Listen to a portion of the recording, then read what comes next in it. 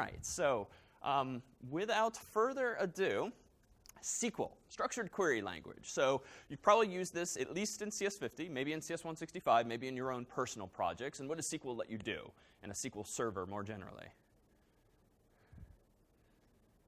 Yeah. It allows you to interact with the database with which you store information that might be of use to something that you're doing. OK, that was a very circuitous way of saying it.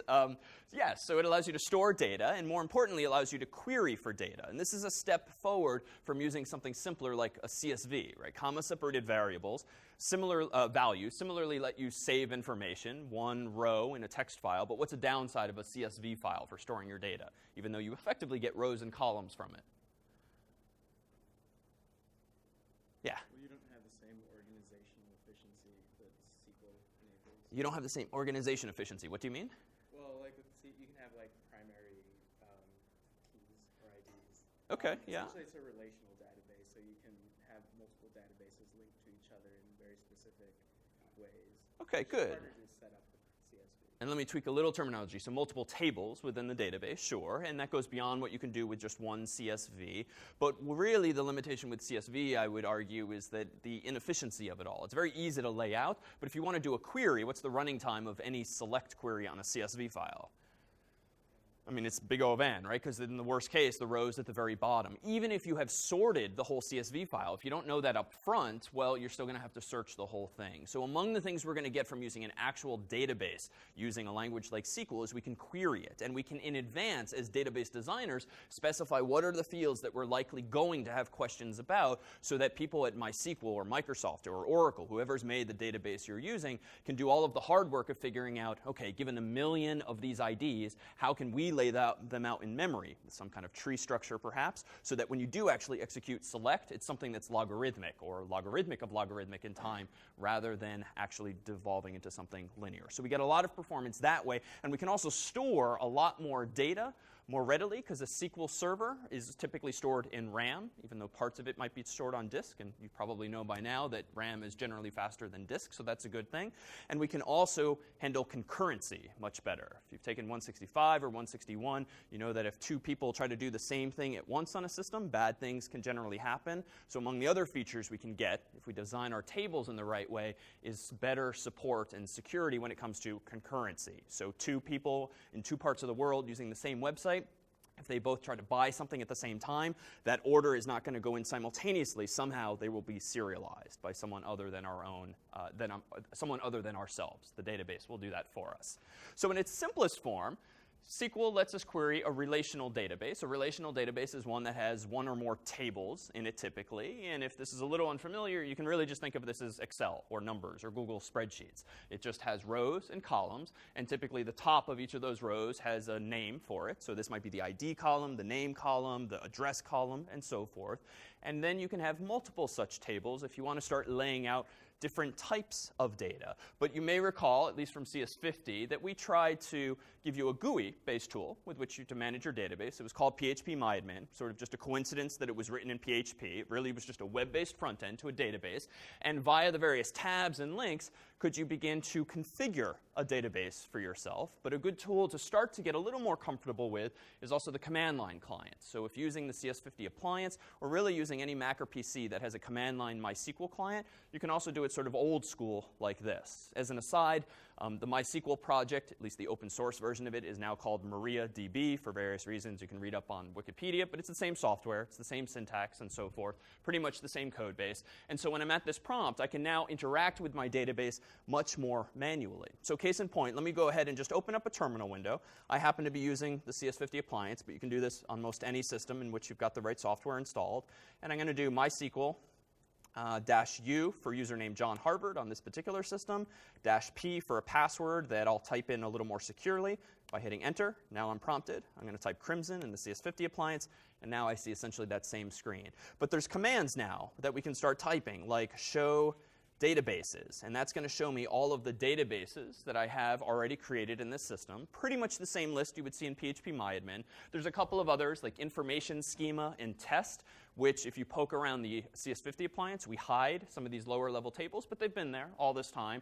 MySQL actually has low level properties like usernames and passwords for the database itself, not for your application that you might be running on top of it. So in advanced data, I created a couple databases, one of which is called Courses 50. Odds are some of you have used CS50's course shopping tool, which is a big interface for the registrar's course catalog. And this is actually a nice data set to talk about because, one, we're sort of all obviously familiar with courses and instructors and meeting locations and all the sort of ordinary things of a university.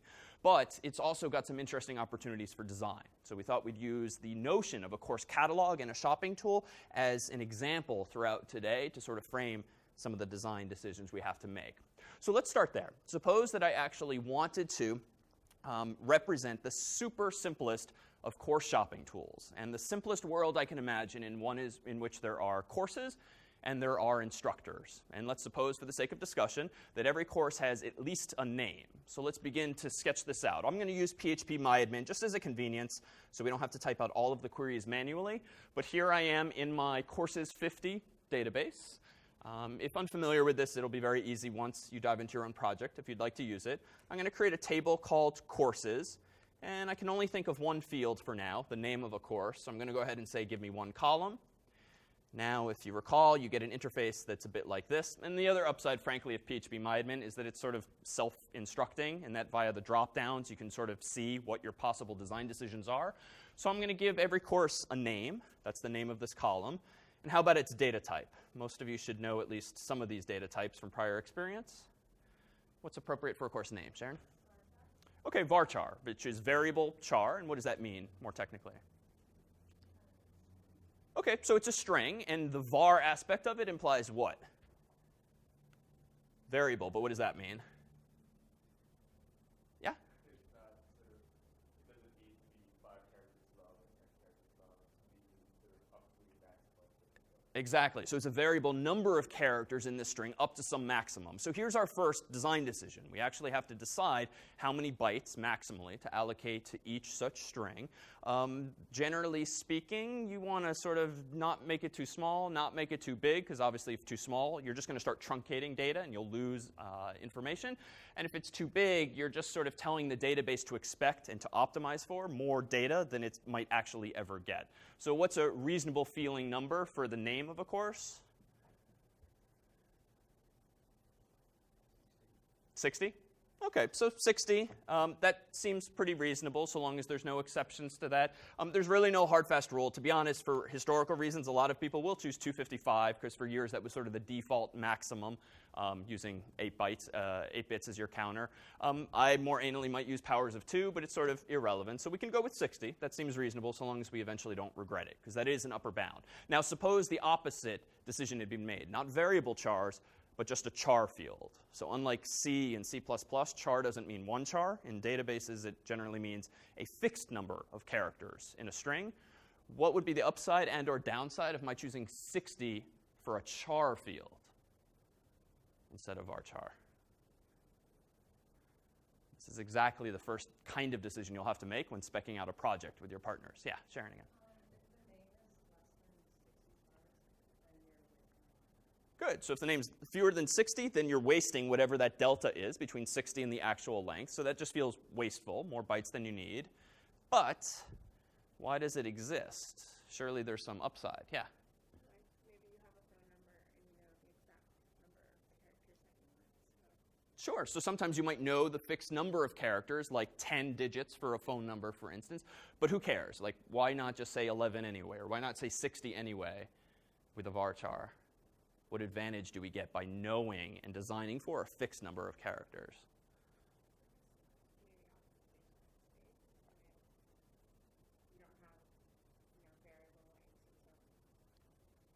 You're on the right track. So it's optimization, but it's really of, yeah.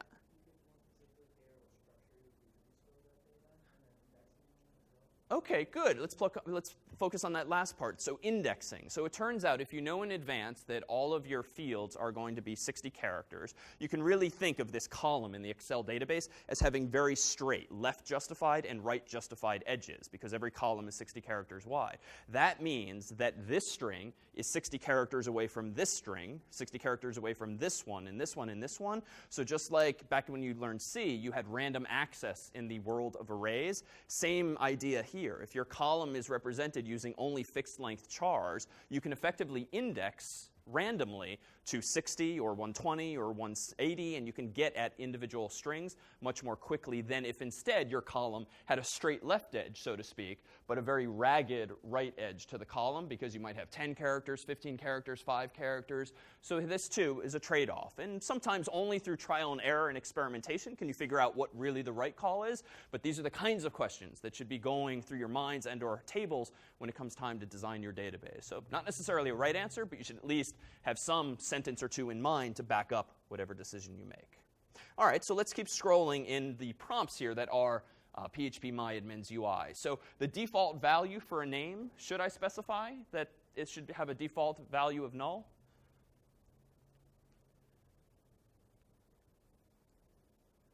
What do you think? Can a course have a null name?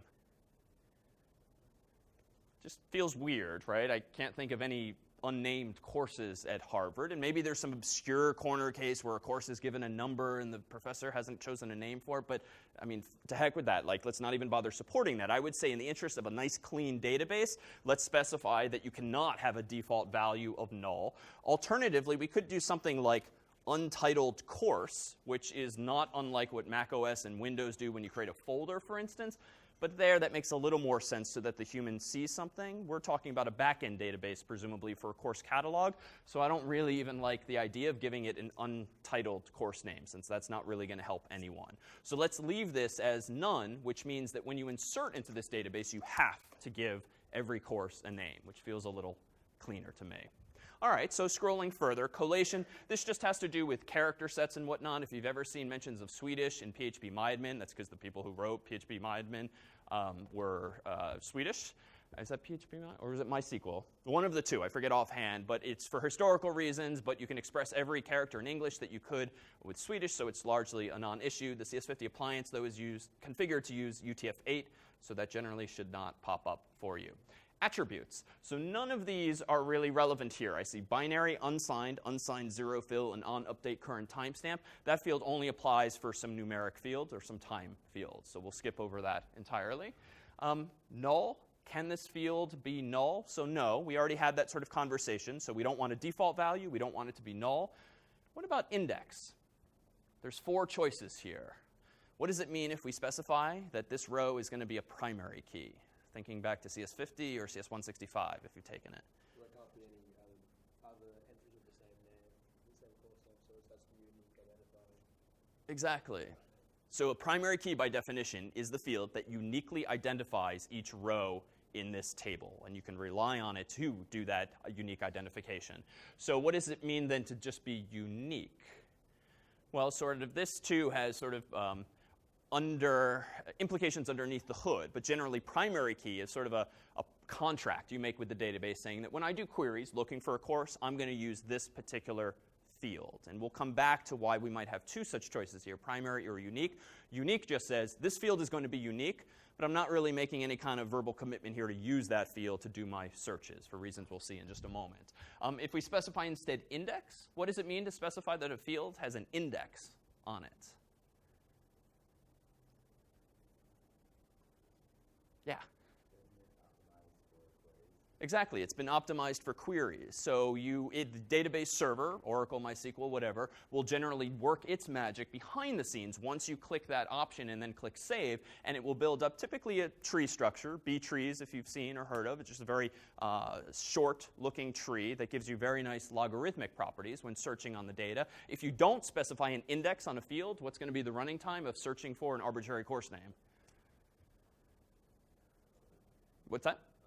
O(n), linear, right? If there's no optimizations afforded to the database and you haven't taught the database what kind of data to expect, the best it can do is check everything when you're looking for some value, especially if there could, in fact, be duplicates. Full text, meanwhile, we'll wave our hands out for now, but generally this is a type of index that allows you to optimize for keyword searches on a field. So this might be a good candidate for like a course description where you might have a couple of paragraphs and you might want to do substring matches. Full text will generally let you do that fairly efficiently.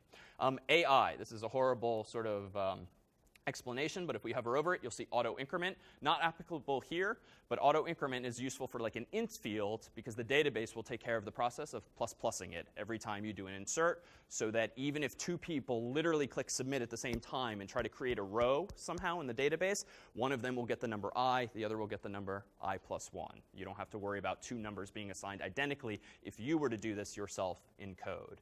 All right, so I kind of like where we've gotten name to be. So let's click Save. Is this a good design for a database table? And as an aside, if rusty on SQL or you sort of just always turned a blind eye to what was going on, I could have typed exactly those 3 lines at that black and white prompt in the command line client, or I could have done that in code programmatically. So all PHP-MyAdmin is doing for me is just saving me the effort of remembering sometimes the syntax and typing out fairly tedious commands. All right.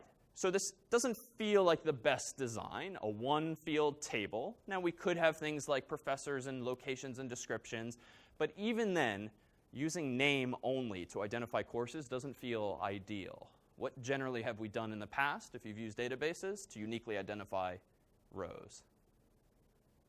Not using varchars typically, yeah.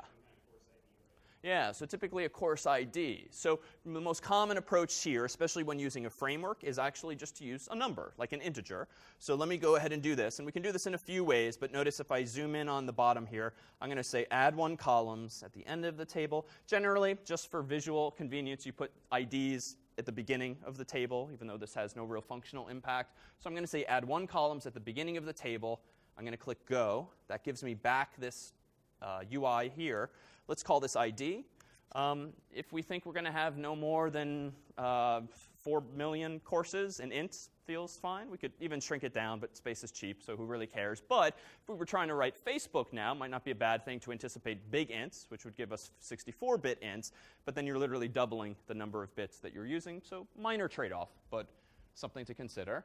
Now, this is a confusing legacy thing. You might recall from using MySQL that anytime you declare an int field, you'll often see a number next to it, like the number 10.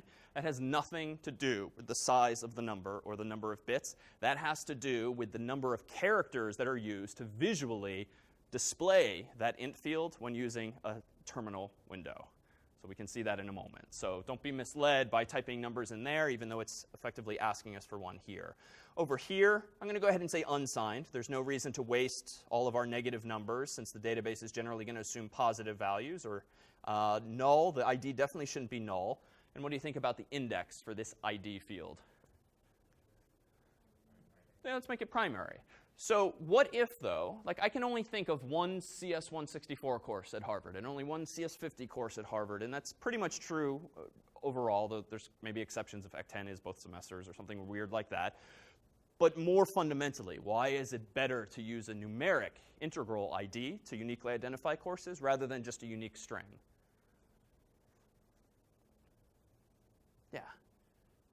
Specifically at Harvard, you can have 2 courses co-registered basically, so with different names and different departments, but they're exact same course. OK, interesting. So if we had sort of cross-listed courses. So that's a good example. I'm not sure I would solve that, though, by giving them the same ID number, if that's where you were going with that. No? OK, but definitely a corner case to consider if there's sort of, we need some kind of aliasing potentially. Course names might change. Like, for example, I think this course used to be called Google Software Engineering. Sure. And so, like, now you have this one number that definitely refers to both courses that can be used again if you guys names for both courses, even though the name changes. That's a good example. The name might change over time. Totally reasonable. What else? Sorry, say again? Yeah, exactly. So really, that's the real clincher, is that using a 32-bit int is probably going to be faster than some variable length char field. In the first case, the thing can literally fit in a register, not to mention much smaller memory footprint. In the latter case, you're going to have to resort to string comparisons, which in themselves would be linear in the size of the string potentially. So it's just a nice optimization, and in particular, it's going to let us do what are called joins more efficiently in just a moment. So let's do that. We'll specify that this is primary. Because I don't particularly want to care or think about what the number is of a course, let them take on whatever values they want. I'm going to say auto increment so I can outsource that detail. As an aside, you might know that Harvard, at least, does have unique numbers for courses. I have no recollection what this course's is. I know that CS50's catalog number is 4949, completely arbitrary.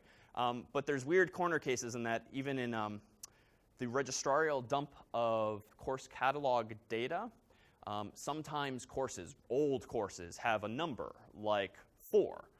But technically that field is a char field that simply starts with 0004. So here too you have to be careful about distinguishing between things like a course catalog number, which might have some human notion of fixed length, 0004, and you should not store that, for instance, in an int. That kind of field should be stored elsewhere. So in Harvard, if we were actually making a course shopping tool, it's probably not sufficient to number courses with just 1, 2, 3, 4. We're probably going to have another field called catalog number that is also supposed to be unique based on human conventions here, but it's not the best choice for a unique identifier because it might be variable length. It might not be 4 chars. It might be 5. In fact, I think a few years ago they moved to 5 characters because there were more than 999 courses in total or something like that, or 9,999 courses. So that might be an example where the field is not primary, but it should be unique. An email address is another one. You might want it to be unique, but not necessarily your primary key.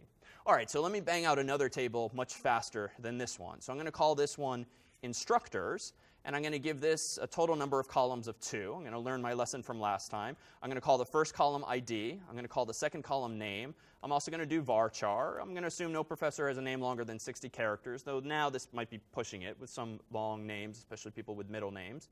But that's fine for today. So let's scroll over here. Let's make this unsigned again. Let's make this primary. And we'll allow duplicate names in case there's 2 John Smiths or something like that. And now we have 2 tables. So now this begs the question, how do I associate an instructor with a course? I feel like I kind of got ahead of myself because if an instructor teaches a course, my first instinct would actually be to go back to courses, realize, this was not a good idea. Let me actually add 1 column at the end of the table, click go, and I'll call this instructor. And I'll make this varchar, and I'll make this 60. And maybe I'll leave it null now in case the course hasn't been assigned an instructor, which sometimes happens before term starts, and click Save. Which of these designs do you prefer? First one, where we have a separate instructors table, or the second, where we just add a field to the course so as to closely link instructor with course? I would prefer the first design where we have a separate table just for the instructors. You can create a relationship between the tables where we have instructors on courses table be viewable and be linked to the actual instructors table in case you want to just look at which instructors in Harvard. Okay, good, but let me push back. It's just so simple. I can just type in the person's name into this table. Surely that has some value, or? This doesn't work for multiple instructors. If a class has more than 1 instructor, it won't. It's hard to link. If you want to add more information about instructor, it doesn't work if you put it in this. All right, well, let me be difficult here. So let me say that this course is CS51, and I know it's taught this year by 2 people, so Henry Leitner and Jesse Tove, but so I'll just put a comma between the 2, right? I'm really good at CSV from yesteryear. Yeah, but what if you wanted to look up all the courses that a specific instructor is teaching, right? And then once you hard code something like that, then you can't really match as easily if you want to look for what classes took is teaching. Exactly, right? As soon as you resort to something like this, which might feel reasonable, and you might feel like this is kind of smart, I'm sort of borrowing one idea, which used to work well, borrow a new idea and sort of combine them, you're kind of totally defeating the point of using the database in the first place. Because if one of the values of using it is faster searches, because of the various indexes and tables that can be built up for you by the database engine itself, now if you want to search for all the courses that Jesse teaches, now you have to do substring matching on all of the instructor fields, which effectively means linear search again, because you have to find this arbitrary set of 3 characters anywhere in the instructor field, preceded with and maybe followed by a comma. So this definitely doesn't bode well. So let me go back to the table. Let me go ahead to courses, undo that. I'm going to just go ahead and drop that field. And if you wanted to do this manually, the syntax is alter table courses drop instructor. So let's go ahead and say yes to that. And go back to this earlier idea where I have a separate table for instructors. But now this feels a little like I can put a course in the courses table, an instructor in the instructors table, but I somehow need to link the 2. And how would you propose we do that? Just create a relationship between the 2 tables. Good.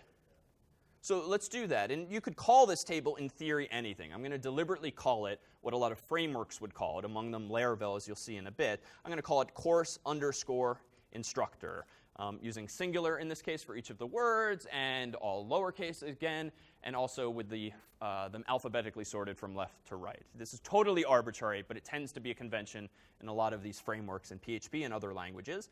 How many columns do I need in this, what we'll call a join table, to join two other tables together? 3 columns? Which one? What would they be?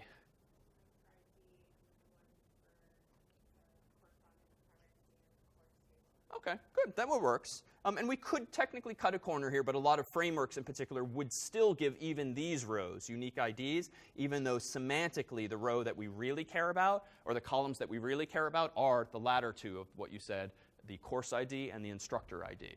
So let's do this. I'll call this row just ID, just like we did before. But this one I'm going to call course ID. This one I'm going to call instructor ID. And I'm going to specify that all of them are unsigned, because I want to maximize my 4 billion int range. None of them should be null. I'm going to specify that ID should still be primary. And again, this is just a convention. A lot of frameworks, even if you don't sort of fundamentally need a unique identifier for the row, turns out it's convenient for the code, the SQL that's going to be automatically generated for us. So I'll leave that as primary. But now I kind of have a design decision. Course ID and instructor ID. What indexes, if any, should they get?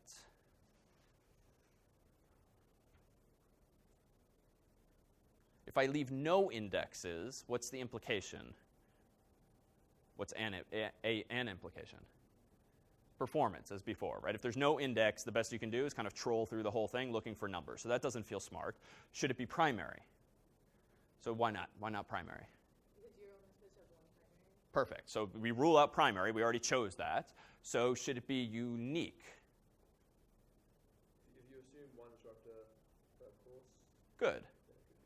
So if you assume one instructor per course, totally fine. And that's definitely the common case, but we already plucked off one perhaps familiar example. CS51's got 2 instructors, so we're kind of now screwed in that case. If we did allow only one instructor, we could actually do away with the join table altogether, go back to the earlier approach, and put not the person's name, perhaps, but the instructor's ID. If you know every course has just one instructor, you could have just one column. But the variability is what got us into trouble. All right, so should it be unique? No. Full text doesn't feel applicable. If we said before, that's for like substring matching for descriptions. So what about index? Well, index is probably our best candidate, which tells MySQL optimize for searches on this, or let me elaborate, optimize for searches or joins, as we'll see in just a moment, so that they're a little more efficient than anything purely linear. Do I want to auto-increment this field? So no, because the true parent element exists in the courses table. That's where it's going to get ++ when it's actually inserted. Here, this is all going to be manually inserted by us, presumably, in code. So let's simply specify that both course ID and instructor ID have indexes. Now we'll go ahead and save. And now just to show you the correspondence between what's a nice GUI-friendly interface and the command line interface, let me go ahead and do the following at this MySQL prompt. I'm going to say use courses 50, which is the arbitrary name I gave to this database. And now I don't even remember what we did, so let me type show tables, and generally semicolons will be your friend here to finish the query. And there it is. So here are the rows, or rather the tables that we have here. Now I forget what a course looks like, so let me do describe courses. And now I see sort of an ASCII art version of what phpMyAdmin was doing. And I see that ID is an int. There's that 10. What does that mean? That just means that when it's displayed, it's going to take up 10 characters on a terminal window. Is it nullable? No. This is the primary key. Can it have a default value? Null.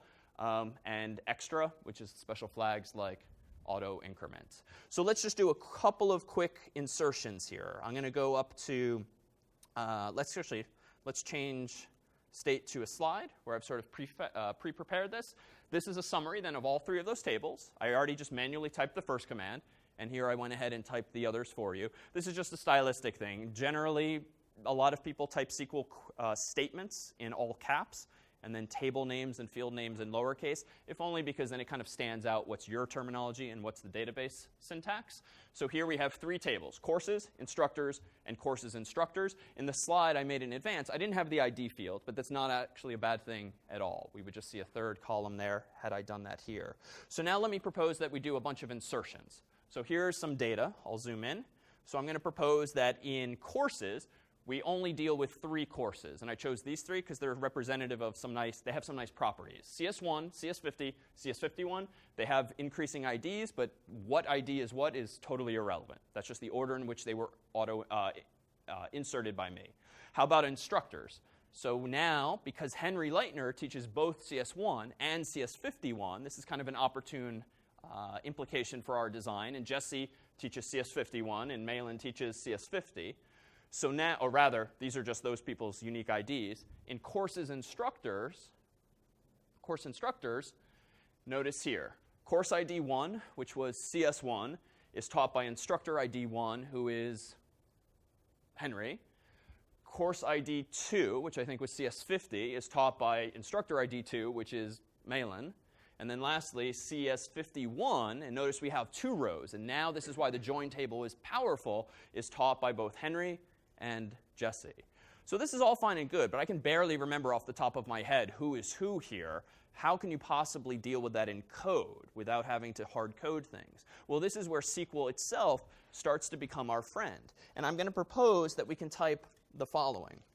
I'll do this at an actual prompt. Let me go ahead and insert these things. So into the courses table, let's do exactly what we had a moment ago. I'm going to go ahead and say, let's insert CS1 and CS50.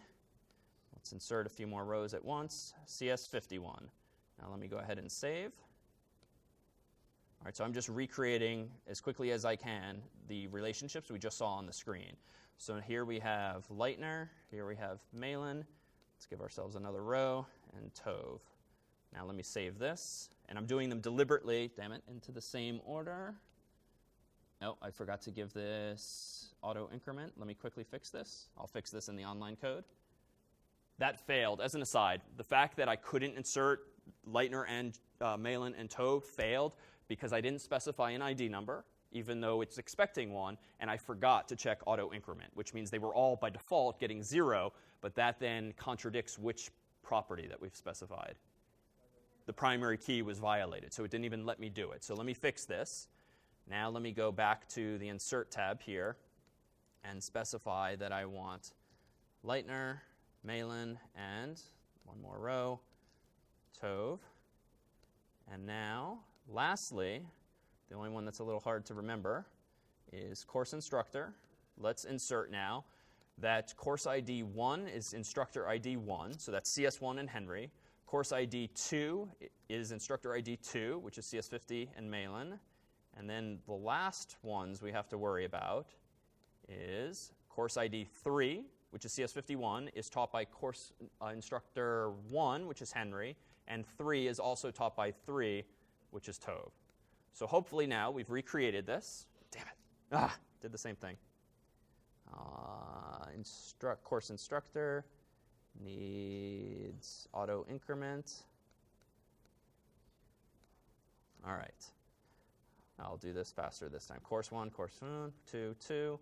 And now lastly, we do CS51, which has course ID 3 and Henry, and course ID 3 and Jesse. That looks good. Whew. OK.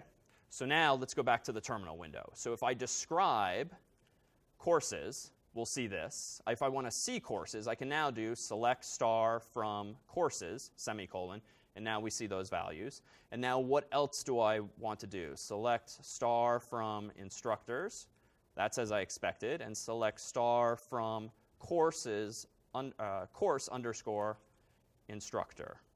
So how do I now join these tables? So the beauty of having chosen the ID values in this way is that if you think about taking the course table and the instructor table and then inserting in between those two in your mind the course instructor table, you can kind of line up all of these ID columns so that you merge them into one massive column that has all of the information we care about. The SQL syntax for this isn't necessarily obvious, but let's see if we can do it. So select star from courses, and there's a few ways we can do this. I'm going to hit enter just to kind of format things nicely, but that arrow is just a symptom of the client-side tool. It has nothing to do with SQL itself. So select star from courses. I'm going to now join the courses table on the course instructor table. How? On the field called courses.id equaling course underscore instructor dot, what's the name of the corresponding field here that I want to couple? It's not ID, it's what, sorry? Course ID. Okay, let me zoom out. But I want to take this one step further. I've now done this table and this one. Now I want to pull this guy in as well. So let me further join this whole thing on the instructors table on what? Course underscore instructor dot instructor ID equaling instructors dot ID. So we could have written this query in a few ways. The order in which I did this isn't all that important. I just kind of did it in my mind from left to right. We could have done this in a few different ways, but if I now have the semicolon and hit enter, notice I get back a new temporary table, a result set, so to speak, in database speak. And what do I have in this thing? I have an ID, a name, another ID, which is kind of confusing to me at the moment, a course ID, an instructor ID, ID, and name. So at the end of the day, we have the right data now. I can see that CS1 is taught by Leitner, CS51 is taught by Leitner and Tove, and CS50 is taught by Malan. But I'm a little nervous about this ambiguity I've created. What's the ambiguity I'm alluding to? Yeah. There's 3 ID columns. So we can actually fix this, and we're actually going to defer to our framework ultimately to help us with this, but it turns out that there's a keyword in SQL called as, where you can specify an alias, a new name for a field, so that we can avoid this ambiguity altogether. But realize that if we don't address it somehow, as with that keyword or a framework, there's potentially this ambiguity if you try to access the ID field, because clearly there are ones with duplicate names there. So this is a join, and I think in your mind's eye, the best way to think about it really is to take the two tables, line them up in the way that you want, and this is a so-called inner join in the sense that we're combining the tables here. There are other types of joins that we might encounter over time, like outer joins, but for the most part, this is probably the most common for reconstructing data. What we have done now is generally what's called normalizing your data, so that there is no duplication anywhere in your tables. And by duplication, I would have meant that first approach. If we had mentioned Leitner and Tove in multiple places in your database, that's not generally the best decision, especially if their name might change over time, or in the case of marriage, a maiden name might change itself. You just want one canonical place for some data value like a name. All right, so to recap, we've had a few design decisions to make, and the most important ones probably reduced to some of these choices of indexes. But let me point out one other thing as well. If I go back to PHP MyAdmin, one feature you might not have encountered before is the following. If I go to Course Instructor, I already did specify that some of these things have indexes, but let me go to the Structure tab of Course Instructor. Let me click now on Indexes, and notice the following. I have specified here that there is a primary key on the column called ID. This is a somewhat complicated way of specifying it. Cardinality and so forth is referring to the size of the field in bytes. But now I also have another field, course ID, which is course ID, which is done in advance, unique. Oh, OK, I did this one in advance for us. So why is this? Let me drop this for the sake of discussion. Oh, you know what I did? OK.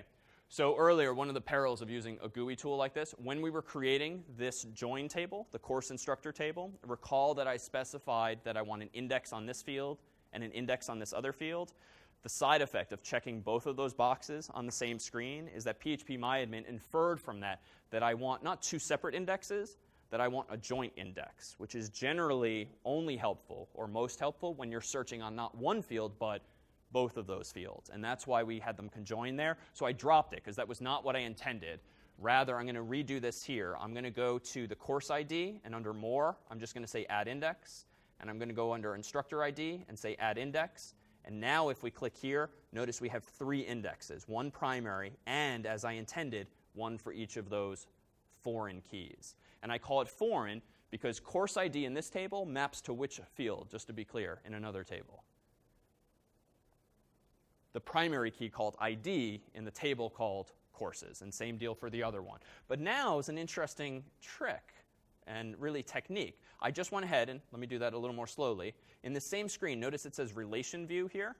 I clicked this, and now notice I get to do a few constraints. So one of the upsides also of not only using conceptually foreign keys in other tables like we've just done, is that by defining an index on them, you can have the database help you even more ensure the integrity of that field. Specifically, I can now specify via this dropdown that the course ID field in this table actually maps onto courses.id. Similarly, does instructor_ID map to instructors.id? Now, why is this useful? Well, notice on the right-hand side what appears now. I can now teach the database that if Henry, for instance, ever retires and his row disappears from the instructors table altogether, thereby being deleted, I can, via this cascading approach, ensure that any courses he teaches are no longer associated with him. I can teach the database to delete the rows in this so-called join table automatically if Henry or if one of his courses disappears. Now, why is this compelling? Yeah. You only have to do it once.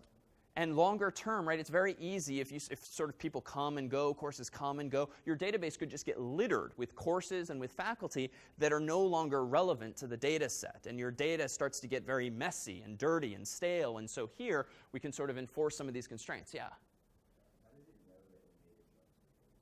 It knows by way of this. This is the screen where we are specifying a linkage between foreign key and primary key. So all of the naming conventions I alluded to earlier are just conventions. There's no inherent meaning. This is the screen, which is only useful after you've specified indexes on each of those fields, as we did. And per this dropdown, we have a few things. For instance, if a course is deleted, you can actually prevent that deletion from happening if there is a row in this table by just saying restrict. In other words, Henry cannot retire until we decouple him from CS51 and CS1. So that's a good thing, but it could trigger errors in your code if you don't anticipate that. Or we can have a cascade. Cascade, similar to like cascading style sheets and a cascading waterfall, means that if Henry retires, by getting deleted, so will his row here get deleted. No action means nothing, or null is kind of useful if you kind of want some historical record of Henry having taught CS51, but you just want that field to be null so that the row's there, but it's not any longer associated with him. So these are very powerful techniques that you can and should use, even though in the interest particularly of saving you from yourself. So let me make mention of a couple of final details here, ingredients with which that might be helpful as we plan for database design. You also have choice over the database engine that you use in your code. If you're familiar, if you took CS161, or even 61, you might generally be familiar with file systems. And there's things like NTFS and HFS Plus and XFS4 and 3 and so forth. There's different ways of storing data on disk. Similarly, are there different ways of storing data in a database? By default, at least in the appliance with the latest version of MySQL, we've been using the database engine called InnoDB, which supports a few nice features, but another common one is also called MyISAM, and yet another that can be used is memory, which means don't put anything on disk, just keep things in memory. For the most part, you probably won't go wrong just starting with InnoDB, but for any projects that tend to involve high rates of insertion, for instance, like a lot of rapid logging, hundreds of things per second or thousands of things, anytime you have a lot of stuff going on in a database, then these kinds of lower level decisions start to get involved. The full text feature, for instance, works only in MyISAM, so that has an implication. But you may recall this. Let's at least motivate why we care about InnoDB in particular. A race condition generally refers to what? Right, this is an allusion to an example some of you might have heard in years past, whether in 161 or 50, where you have a roommate, both of you really like milk, one of you gets home first, opens the fridge, there's no milk, closes the fridge, walk across the street to CVS, get in line to buy some milk. Meanwhile, your roommate comes back, he or she also likes milk, open the fridge, realizes no milk, he or she then goes to the store, maybe the other CVS, fast forward a few minutes later, you come back, and now both of you have bought milk. One of them's now going to spoil because you don't like milk that much, and this is a problem, right? Because both of you inspected the state of some variable and made a decision based on it, even though the state of that variable was essentially in the process of being changed, albeit slowly over the amount of time it takes to get to and from CVS. So what is a sort of stupid real-world solution to that problem? Leave a note, right? Oh, this happened last time. Always leave a note. Or padlock the thing literally. And I say padlock because if you do take or took CS164, locking is a fundamental idea in that kind of world. So race conditions can arise also in the database world. And you might recall, maybe from CS50 Finance, if you took 50, this code that we actually gave you guys in the specification at the time so that your operation is so-called atomic. If you wanted to, in this case, buy a share of stock, and that stock has some particular symbol, we told you to use code like this because by way of this on duplicate key update syntax, which is built into MySQL, you're effectively doing either an insert or an update after doing a select to see if a stock is already in there. In other words, the analog in the world of buying a stock to the milk in the refrigerator might be, first, before buying a share of Google, you might want to select from the database all of the shares of Google that David owns to see if he owns 0 or more. Once you see if he owns 0 or more, you have to then do the following. You either have to do an insert if he owns 0, because there's no row for David yet, or you have to do an update if, at least in theory, you want to have 1 row per user. The problem is selecting that number of shares and then updating or inserting could be interrupted by someone else at another computer terminal trying to buy or sell some of David's shares of stocks, whether for good purposes or sort of malicious purposes. It's like going to the store when your roommate gets back and checks the state of the variable. So this syntax at the time, which was sort of appropriate for CS50, avoids that problem altogether. And it just does all of that magic of locking for you. But now with these kinds of projects for this course, which most likely will involve more complex data sets, you can't achieve always this atomicity, this everything happens at once or not at all without interruption so elegantly. And so MySQL and other database engines support things called locks, whereby you can say, lock this table so that only one thread, and generally only one user, can touch it at any point in time to read or write, and then you can unlock it. This is an example from one of MySQL's own references where if you have like a bank account that you're trying to deduct money from and then add money to, you might want to make sure that both of those things happen together so that there's no mathematical errors and no one loses money somehow. The problem with locks, though, in a database is that it generally means the whole table is locked, which means if you have 100 people trying to do business with your bank online at the same amount of time, only one of them can go at a time, which is stupid, especially on servers nowadays that have 8 cores, 16 cores, have a huge amount of memory. There's no reason to serialize all of your transactions if those customers are only going to interact with their own rows. So InnoDB allows you to do things more intelligently, and this generally will be the approach you take in code, is you use something called a transaction. And you do this generally in PHP code, Ruby code, Python, whatever, but the SQL code that's ultimately used is this, typically. Start transaction, then you specify 2 or more queries that you want to execute all together without interruption or not at all. There can even be some select statements in here or some deletes or updates. But the nice thing is that the database will be smart enough to make sure that it will only lock the rows that are actually involved in these updates or selects or deletes. So if you've got thousands of rows and you're only touching 3 of them, only that subset of the table will be locked, which means those other 99 customers can touch their rows without being serialized and slowed down by you. Meanwhile, this is the nicest aspect, too, of transactions. They are transactions in the sense, like 161 on a file system, they're transactional, which means you can roll them back. You can undo them. This is like the command or control F of databases. If you discover partway through all of your various data operations, shoot, something's gone wrong, you literally execute a different SQL query, roll back, and all of the statements you executed after saying start transaction disappear as though they never happened, which is an amazingly powerful thing. And these are the kinds of things, certainly in 50, we sort of sweep under the rug, and you just kind of assume that all will be well. But once you start thinking about real projects and real users and the integrity of your database, these are the kinds of design decisions that are going to be important.